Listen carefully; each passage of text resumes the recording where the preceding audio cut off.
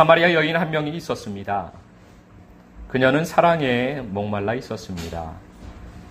그녀는 사랑을 찾고 또 찾았습니다. 그녀는 사랑을 받아본 적이 없었습니다. 부모님의 사랑도, 친구들의 사랑도, 이웃의 사랑도, 그 어떤 사랑도 그녀에게는 만족감이 없었습니다. 그녀는 이제 장성하여 결혼을 했습니다. 그런데 남편의 사랑도 그녀에게는 만족함이 되지 못했습니다. 그녀는 5명의 남편이 있었으나 그들의 사랑이 그녀에게 만족함이 되지 못했습니다. 그리고 6번째 남편을 만났습니다. 그러나 그도 역시 그녀의 남편이 되지를 못했습니다.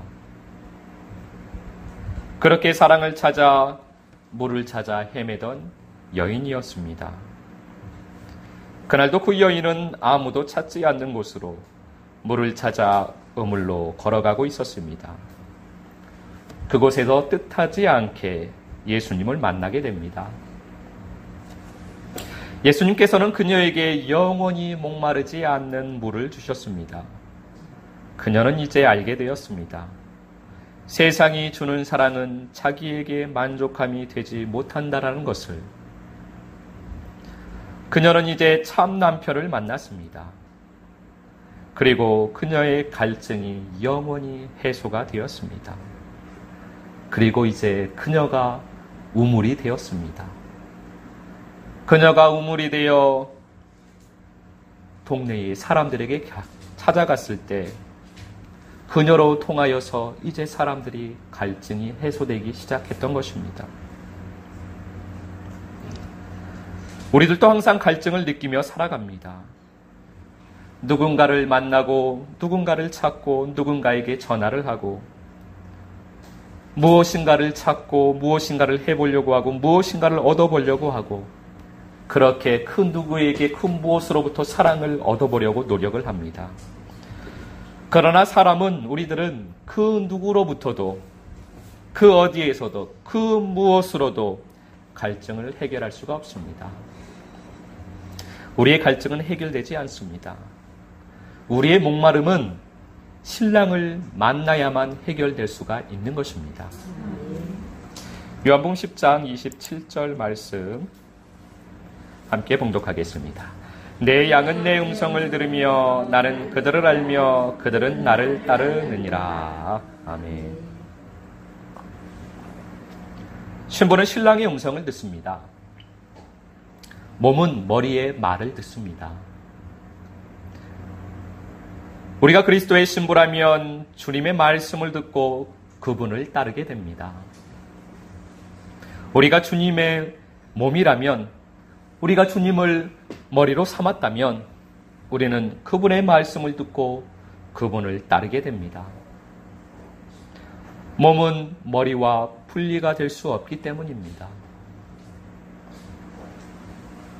주님의 음성을 듣고 그분을 따르고 있다면 주님도 우리를 알고 계십니다.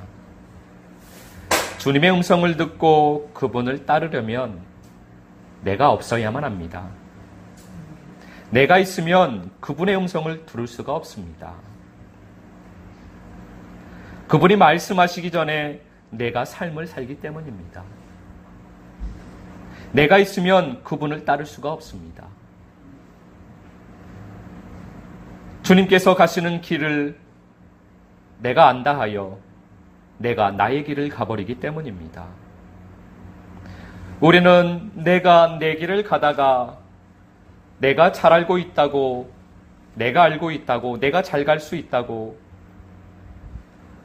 부모님의 손을 뿌리치고 혼자 달려가는 어린아이처럼 내 길을 가다가 결국은 깊은 수렁에 빠지게 됩니다. 고린도후서 4장 7절 말씀 함께 읽겠습니다. 우리가 이 보배를 질그릇에 가졌으니 이는 심히 큰 능력은 하나님께 있고 우리에게 있지 아니함을 알게 하려 함이라. 아멘. 우리는 질그릇입니다. 우리는 그릇인데 질그릇입니다. 온통 흙입니다. 우리는 전부 세상입니다. 우리들의 나라고 하고 있는 것, 그 모든 것이 다 세상입니다. 우리는 흙으로, 세상으로 지어졌습니다. 그래서 그 흙의 그릇을 깨뜨려야만 합니다. 그 흙의 그릇이 깨뜨려져야만 금그릇도 되고 은그릇도 되고 귀한 그릇이 됩니다. 그 그릇으로 주님께서 우리를 만드시기 위해서 수렁에 빠뜨리게 그냥 허용을 하시는 것입니다. 사랑이 그렇게 많으신 주님께서, 아버지께서 왜 우리를 수렁에 빠뜨리는가? 우리를 사랑해서입니다. 우리를 사랑하시기 때문에 수렁에 빠지는 것을 바라보고 계십니다. 수렁에 빠져야만 우리가 깨뜨려지기 때문입니다. 고린도서 4장 8절과 9절 말씀 함께 봉독하겠습니다. 우리가 사방으로 우겨쌈을 당하여도 쌓이지 아니하며 답답한 일을 당하여도 낙심하지 아니하며 박해를 받아도 버림받지 아니하며 거꾸로뜨림을 당하여도 망하지 아니하고. 아멘. 그 수렁이, 우리가 빠지게 되는 그 수렁이 무엇인가? 그것이 바로 우리가 사방으로 우겨쌈을 당하는 것입니다. 삶 속에서 답답한 일을 당하는 것이 수렁에 빠지는 것입니다. 그 수렁은 우리가 사람들에게 박해를 받는 것입니다. 믿었던 사람에게 박해를 받게 됩니다. 믿었던 사람에게 거꾸로 뜨림을 당하는 것입니다. 그러나 우리는 우겨싸이지 않습니다. 그러나 우리는 낙심하지 않습니다. 그러나 우리는 버림받지 않습니다. 그러나 우리는 망하지 않습니다. 오히려 우리는 우겨쌈을 당함으로 인하여서 우리는 주의 영으로 자유함을 얻게 됩니다. 우리는 오히려 답답한 일을 당하면서 천국의 소망을 바라보게 됩니다. 우리는 오히려 박해를 받으면서 주님께 택한 것을 감사하게 됩니다. 우리는 버림받는 것이 아니라 오히려 주님께 택함을 받는 것입니다. 우리는 망하지 아니합니다. 오히려 거꾸로 뜨림을 당하면서 주님의 몸으로 세워짐을 받게 되는 것입니다. 그 모든 일이 우리 주님의 사랑이기 때문입니다. 우겨쌈을 당하는 것도 우리 주님의 사랑이요, 답답한 일을 당하는 것도 우리 주님의 사랑이요, 박해를 받는 것도 우리 주님의 사랑이요, 거꾸로 뜨림을 당하는 것도 우리 주님의 사랑입니다. 그렇게 수렁에 빠지고 그 수렁에서 우리 주님께서 수렁에 빠진 양을 사랑으로 건져내어 주듯이 우리를 건져내어 주십니다. 그래서 우리는 우겨쌈을 당할 때 오히려 우리의 영이 자유함을 얻는 것입니다. 우리가 그렇게 수렁에 빠졌을 때 주님께서 사랑으로 보듬어 주시니 답답한 일을 당할 때 우리는 낙심하지 아니하고 오히려 천국의 소망을 보게 되는 것입니다. 우리가 박해를 그렇게 받아도 주님께서 끌어내 주시니 우리는 주님의 택함을 받은 것에 대하여 감사하게 됩니다. 우리가 그렇게 자꾸만 거꾸로 뜨림을 당하여도 그래도 우리는 주님의 사랑으로, 주님의 몸으로 세움을 받게 됩니다.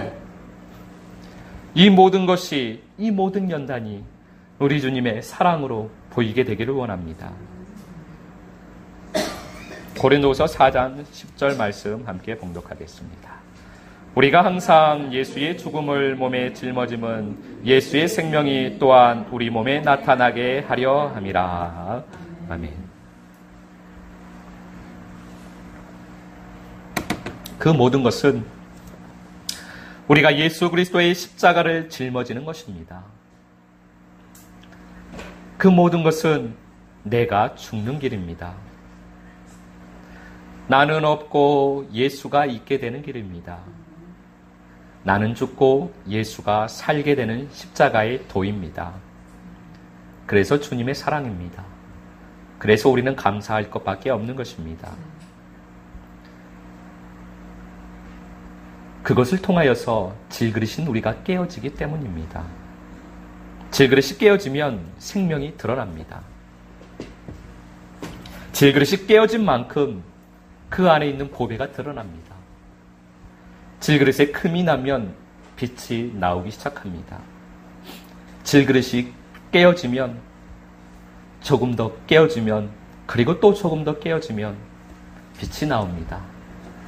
그 질그릇이 완전히 깨어지면 밝은 빛이 나오게 됩니다. 사사기서 7장 20절 말씀 함께 봉독하겠습니다. 세대가 나팔을 불며 항아리를 부수고 왼손에 횃불을 들고 오른손에 나팔을 들어 불며 외쳐 이르되 여호와와 기드온의 칼이다 하고. 아멘. 하나님께서 기드온을 택하셨습니다. 이스라엘 민족인 미디안 족속으로 인하여서 핍박을 받고 있을 때 기드온을 택하셨습니다. 기드온이 미디안 족속과 전쟁을 하게 됩니다. 기드온은 연약한 사람이었습니다. 그런 기드온, 그에게 하나님께서는 믿음을 주셨습니다. 하나님의 확실한 부르심을 그는 받게 되었습니다. 주저주저 물러서려 하던 기드온이 담대히 나아가게 됩니다. 말씀을 따라가는 사람은 믿음으로 담대히 나아갈 수가 있습니다. 우리가 주님의 말씀을 듣고 있다면 우리는 담대히 나아갈 수가 있습니다. 주님은 우리에게 믿음을 주시는 분이십니다. 그 믿음이 있다면 우리는 어떠한 풍랑 가운데서도 담대히 나아갈 수가 있습니다. 사단의 어떠한 회방에서도 우리는 담대히 나아갈 수가 있습니다. 하나님의 말씀을 따라 순종하며 나아갈 때 32,000명의 군사들이 모였습니다. 그런데 하나님의 말씀은 그 따르는 모든 사람을 다 돌려보내라고 하셨습니다. 그리고 300명만 남았습니다. 그래도 주님의 말씀에 순종하여 가는 것이니 그는 담대히 나아갑니다. 32,000명의 군사가 있을 때는 그가 육신적으로 담대함을 가질 수가 있었으나 300명이 되었을 때는 그는 하나님으로 인하여 담대함을 가질 수가 있었습니다. 하나님의 말씀을 순종하면 사람의 눈으로 보는 믿음이 아니라 주님의 믿음을 가지게 됩니다. 하나님의 말씀에 순종하니 300명의 군사로도 기드온은 승리가 그의 눈앞에 보였습니다. 말씀을 따라 항아리를 깨뜨리고 소리를 외쳤습니다. 그는 하나님의 말씀에 순종을 했습니다. 끝까지 순종했습니다. 그때 그는 믿음의 눈으로 보았던 승리를 육신의 눈으로 보게 되는 것입니다. 믿음은 바라는 것들의 실상입니다.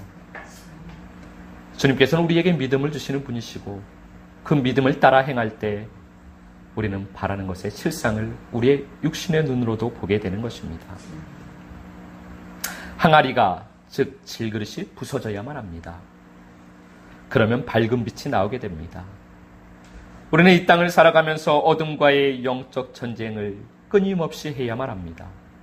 우리 내면에서 그 어둠과의 영적 전쟁은 쉬지 않고 계속 벌어집니다. 그 전쟁에서 승리하는 길은 오직 한 가지입니다. 질그릇을 깨트리면 됩니다. 주의 말씀에 순종하여 질그릇을 깨트리면 됩니다. 우리의 힘으로는 할 수 없습니다. 우리는 내가 깨뜨려지면 이길 수 있습니다. 내가 깨어지면 승리하게 됩니다. 내가 없어지면 승리하게 됩니다. 내가 죽으면 승리하게 됩니다. 왜냐하면 내가 없으면 주님이 있기 때문입니다. 내가 죽으면 주님이 살기 때문입니다. 그래서 우리는 승리하는 것입니다. 예레미야서 23장 29절 말씀 함께 봉독합니다. 여호와의 말씀이니라 내 말이 불같지 아니하냐 바위를 쳐서 부스러뜨리는 방망이 같지 아니하냐. 아멘. 질그릇이 깨어집니다. 삶의 연단으로 깨어집니다. 그러나 더 속히 깨어지는 방법이 있습니다. 그것은 불같은 주님의 말씀으로 깨어지는 것입니다. 말씀의 불방망 위로 나를 쳐서 깨뜨려야만 합니다. 말씀으로 바위와 같은 나의 마음이 깨뜨려집니다. 불방망이로 바위와 같은 우리의 고집, 나의 주장이 깨뜨려집니다. 그러면 주님의 말씀을 듣고 주님을 따를 수가 있습니다. 영이요 생명인 주님의 말씀 앞에 우리는 낱낱이 드러나야만 합니다. 말씀의 거울 앞에 우리가 서야만 합니다. 그 거울 앞에 내가 비추어집니다. 그 거울 앞에 나를 비출 때 나를 보게 됩니다. 그러면 온전한 회개를 할 수 있습니다. 내가 드러나면, 나의 더러움이 드러나면, 나의 먼지가 드러나면, 나의 흙이 드러나면 내가 청소를 할 수 있습니다. 먼지가 숨어 있으면 먼지가 있는지 몰라서 청소를 잘 할 수 없습니다. 그런데 먼지가 드러나면 깨끗하게 닦을 수가 있습니다. 우리는 말씀의 창문으로 주님을 바라보아야만 합니다. 주님을 보면 마음의 문을 열 수가 있습니다. 우리가 창문을 꼭꼭 닫고 커튼을 다 닫아버리니까 주님이 보이지 않습니다. 그래서 주님을 향하여서 문을 열 수가 없습니다. 문을 꼭꼭 닫고 나로 살아갑니다. 내 생각으로 살아갑니다. 내 주장으로 살아갑니다. 그런데 그 커튼을 열고 그 창문으로 주님을 바라보고 주님이 계시구나, 주님이 저기 계시구나, 주님을 기쁘게 문을 열고 주님을 영접하며 그 주님의 손을 잡고 그분을 따라갈 수가 있습니다. 그분은 말씀이십니다. 주님은 말씀으로 오십니다. 그분은 말씀으로 우리의 마음을 녹화하십니다. 그러한 주님, 말씀이신 주님, 그 주님이 우리 안에서 흘러넘쳐야만 합니다. 주의 생수가 우리 안에서 흘러넘쳐야만 합니다. 주님의 말씀이 내 안에서 흘러넘쳐야만 합니다. 우리가 천국에 갈 때까지 영원히 흘러나오기를 원합니다. 잠시라도 그 물이 멈추게 되면 우리는 육신을 가지고 있기 때문에 그 물이 잠시라도 멈추면 우리의 육은 숨어서 우리를 삼키려고, 우리를 잡아먹기 위해서 숨어서 이빨을 드러내고 있는 그 사자에게 잡아먹히게 됩니다. 그래서 우리는 이 육신을 가지고 있는 한은 끊임없이 우리 안에서 이 말씀, 이 생수가 흘러나와야만 합니다. 쉬지 말고 질그릇을 방망이질 해야만 합니다. 불방망이로 쉬지 말고 우리는 질그릇을 깨트려야만 합니다. 생수의 근원이신 주님으로부터 영원토록 생수가 흘러나오게 되시기를 원합니다. 그래서 우리는 우리 안에서 영원히 마르지 않는 우물을 파야만 합니다. 창세기 26장 19절 말씀 함께 읽습니다. 이삭의 종들이 골짜기를 파서 샘 근원을 얻었더니, 우리는 우리의 마음을 파서 샘의 근원을 얻어야만 합니다. 우리의 마음을 기경하여 우리의 마음의 농사를 지어야 한다라고 말씀을 예수님께서 하시는데, 또 하나는 우리의 마음을 파서 샘의 근원을 얻어야만 합니다. 말씀의 포크레인으로 우리의 마음을 계속 파야만 합니다. 우리의 마음을 깊게 파야만 합니다. 거기에서 우물이 나오기 때문입니다. 창세기 26장 20절입니다. 함께 읽습니다. 그날 목자들이 이삭의 목자와 다투어 이르되 이 물은 우리의 것이라 하매 이삭이 그 다툼으로 말미암아 그 우물 이름을 에색이라 하였으며, 우리의 마음을 말씀으로 파면 우물이 나옵니다. 물이 나오기 시작합니다. 우리의 마음에서 물이 나오기 시작합니다. 그러나 그 기쁨은 잠시뿐입니다. 물이 나올 때 천국과 같은 기쁨을, 내가 천국을 사는 것 같은 기쁨을 느끼지만 그 기쁨은 잠시입니다. 왜냐하면 다시금 다툼이 일어나기 때문입니다. 대적은, 사단은 우리를 가만히 두지 않습니다. 다툼이 일어납니다. 그 우물은 애색이기 때문입니다. 애색까지만 우물을 파면 계속 다툼만 일어납니다. 영적으로 대적과 항상 다툼이 있습니다. 그러니 삶 가운데서 사람들과 항상 다툽니다. 주위의 가족들과 항상 다툽니다. 애색까지 열심히 팠는데 왜 다툼이 일어나는가? 애색이기 때문입니다. 그 우물은 다툼이기 때문입니다. 21절 말씀 함께 읽습니다. 또 다른 우물을 봤더니 그들이 또 다툼으로 그 이름을 신나라 하였으며. 더 깊이 우물을 파야만 합니다. 계속 우물을 파야만 합니다. 말씀의 포크레인으로 더 깊게, 더 넓게 파야만 합니다. 그러면 또 물이 나옵니다. 더 많은 물이 나옵니다. 그런데 그것도 다툼입니다. 또 다툼이 일어납니다. 잠시 잠깐 동안 신나에서 우물이 나올 때 천국을 경험하고 기쁜 것처럼 느껴지지만 평강이 느껴지는 것 같다가 또다시 다툼이 일어납니다. 왜냐하면 그것은 신나이기 때문입니다. 그렇게 말씀으로 마음의 땅을 팠는데 왜 다툼이 일어나는가? 신나이기 때문입니다. 자꾸만 내 자신과 다툼을 일으킵니다. 내 자신 안에서 자꾸만 다툼이 일어납니다. 신나에 머물면 그래서 영원히 평강이 없습니다. 그렇게 열심히 주님을 믿어도 평강이 없습니다. 창세기 26장 22절입니다. 함께 봉독하겠습니다. 이삭이 거기서 옮겨 다른 우물을 봤더니 그들이 다투지 아니하였으므로 그 이름을 르호봇이라 하여 이르되 이제는 여호와께서 우리를 위하여 넓게 하셨으니 이 땅에서 우리가 번성하리로다 하였더라. 아멘. 우물을 더 깊게 파야만 합니다. 우물을 팠다라고 에세까지 왔다고 기뻐해서는 소용이 없습니다. 신나까지 왔다고 기뻐해서는 소용이 없습니다. 르호봇까지 파야만 합니다. 더 깊게 파야만 합니다. 더 넓게 파야만 합니다. 맑은 물이 나올 때까지 파야만 합니다. 그러면 다툼이 끝나게 됩니다. 그러면 의와 평강과 희락이 흘러나옵니다. 그것이 르호봇입니다. 르호봇은 넓은 곳입니다. 르호봇은 맑은 물이 나옵니다. 르호봇은 평강이 흐릅니다. 르호봇은 기쁨이 흐릅니다. 르호봇은 사랑의 우물입니다. 르호봇이 가는 곳은 맑은 물이 흐르게 되어 있습니다. 르호봇이 가는 곳은 평강이 흐르게 됩니다. 르호봇이 가는 곳은 기쁨이 흐릅니다. 르호봇이 가는 곳은 사랑의 연합이 있습니다.